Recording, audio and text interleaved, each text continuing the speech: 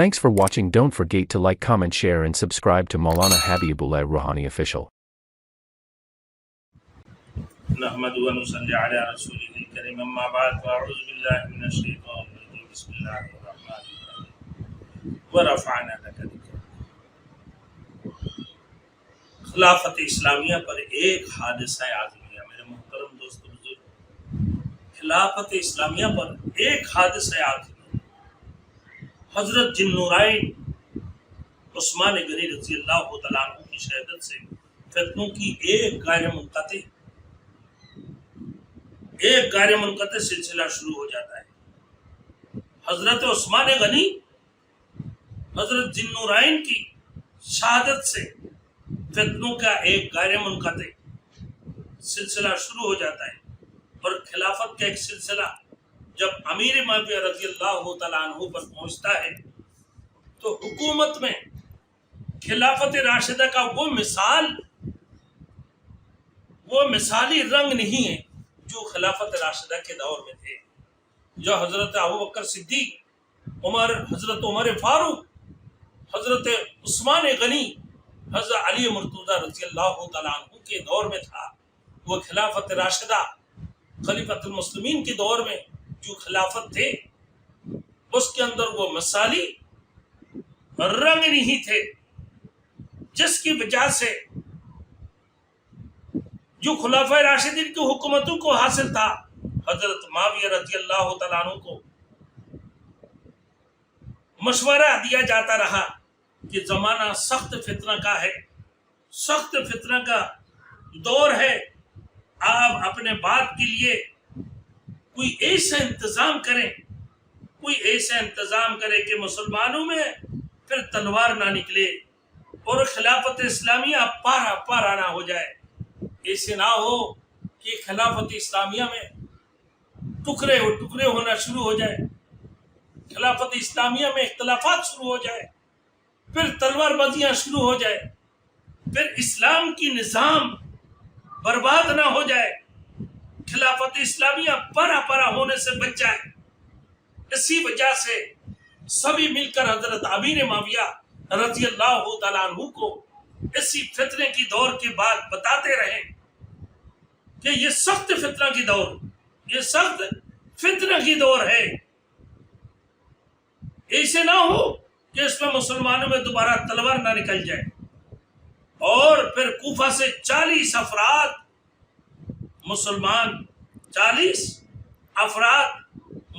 آتے ہیں اور بھیجے جاتے ہیں کہ معاویہ سے اس کی درخواست کریں کہ آپ کے بعد آپ کی بیٹے یزید سے زیادہ کوئی قابل اور ملکی سیاست کا ماہر نظر نہیں آتا. منافق کی دور ہر دور میں تھے، فساد کی دور ہر دور میں تھا، فتنہ کی دور ہر دور میں ہوتے ہیں، لیکن یہ دور ایسے تھا کہ لوگ فتنہ بھی چاہتے تھے، اسلام کی خلافت اسلامیہ کا قلعہ گما کرنا چاہتے تھے، خلافت اسلامیہ کو ختم کرنا چاہتے تھے، اسلام کی کامیابی، اسلام کی چمک اور دمک کو بجھانے کی کوشش کرتے تھے. تو ان صورتوں میں پھر کچھ لوگ 40 افراد کی ایک جماعت آ کر حضرت امیر معاویہ رضی اللہ تعالیٰ عنہ کو کہنے لگا، درخواست کرنے لگے کہ آپ کے بعد آپ کی بیٹے یزید سے زیادہ کوئی قابل اور ملکی سیاست کا ماہر نظر نہیں آتا ہے. جبکہ یزید ایک انتہائی درجے کی شرابی اور انتہائی درجے کا وہ اس قسم کی بندے تھے کہ وہ قیصر کسریٰ کی جیسے حکومت چلانے پر مجبور تھا اور وہ حکومت چلانا چاہتا تھا. ایک نئی نظام والے، ایک ماڈل نظام والے حکومت لاگو کرنا چاہتا تھا اور اس لیے بیعت خلافت لی جائے. وہ لوگ آ کر 40 افراد کی جماعت کی آ کر کہنے لگی، لیکن حضرت معاویہ رضی اللہ تعالیٰ عنہ کو شروع میں ہی کچھ تعامل بھی ہوتا تھا کہ ان کو اپنی جگہ پر اپنی بعد خلیفۃ المسلمین امیر المؤمنین بنائے یا نہ بنائے. फिर इस्लाम पर बाइत यजीद का हादसा शाम इराक में मालूम नहीं किस किस तरह लोगों ने यजीद के लिए बाइत का चर्चा किया और ये शोहरत दी गई कि शाम इराक कोफा वगैरह कोफा और बसरा यजीद की बाइत पर मुत्ताफिक हो गए और मदीना का आमिल मरवान थे। इस वक़्त में अमीर माविया रज़ी अल्लाह तआला अन्हु की दौर में मरवान था ना।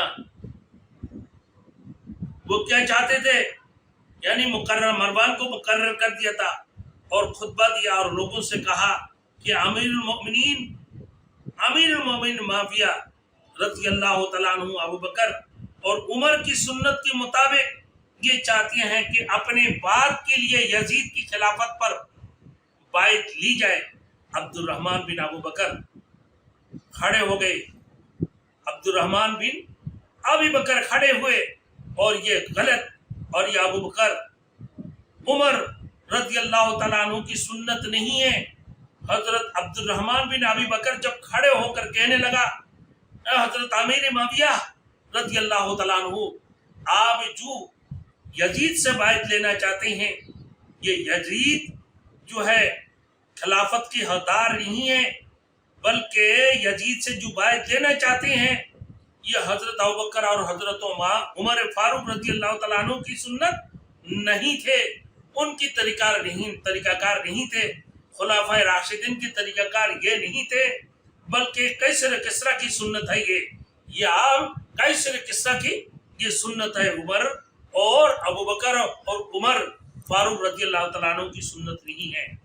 और हिजाज की तमाम मुसलमानों की नजरें अहले बैत अतहार पर लगी हुई थी, खुसूसन हजरत इमाम हुसैन इब्न अली रज़ी अल्लाह तआला अन्हु पर। अब्दुल्लाह इब्न उमर और अब्दुर्रहमान बिन अबी बकर, अब्दुल्लाह इब्न जुबैर, अब्दुल्लाह इब्न अब्बास की राय मुंतजिर थे कि वो क्या करते हैं। उनकी ख्याल ये है कि खिलाफत इस्लामिया खिलाफत नबूवत है। खिलाफत इस्लामिया उनकी ये ख्याल है कि खिलाफत इस्लामिया खिलाफत नबूवत है। ये किन की ख्याल थे? अब्दुल्लाह इब्न उमर, अब्दुर्रहमान बिन अबी बकर, अब्दुल्लाह इब्न जुबैर, अब्दुल्लाह इब्न अब्बास रज़ियल्लाहु तआला अन्हु की राय मुंतजिर थे कि वो क्या करते हैं। और उनकी ख्याल ये है कि खिलाफत इस्लामिया ये खिलाफत नबूवत है, खिलाफत इस्लामिया ये खिलाफत नबूवत है। हजरत माविया मदीना में 51 हिजरी हिजाज का सफर किया, मदीना तैयबा तशरीफ लाए, आयशा सिद्दीका से शिकायत की और उनकी नसीहत के पास तशरीफ ले गए और कहने लगा कि ये लोग मानने के लिए तैयार नहीं है और इस किस्म की बातें करते हैं। तो अब अम्मा आयशा रज़ी अल्लाह तआला अन्हा ने फरमाई कि अब्दुल्लाह इब्न उमर, अब्दुर्रहमान बिन अबी बकर, अब्दुल्लाह इब्न जुबैर, अब्दुर्रहमान बिन अब्बास, आप इमाम हुसैन रज़ियल्लाहु तआला अन्हु पर जबर करना चाहते हैं, आप उनको धमकी देना चाहते हैं, आप क्या चाहते हैं? जब ये कहा कि नहीं, मैं धमकी देना नहीं चाहता हूँ, मैं अपने बाद यजीद को खिलाफत पर बाइत लेना चाहता हूँ और मेरे और कोई मकसद नहीं था और मैं यूँ के सही समझ रहा हूँ।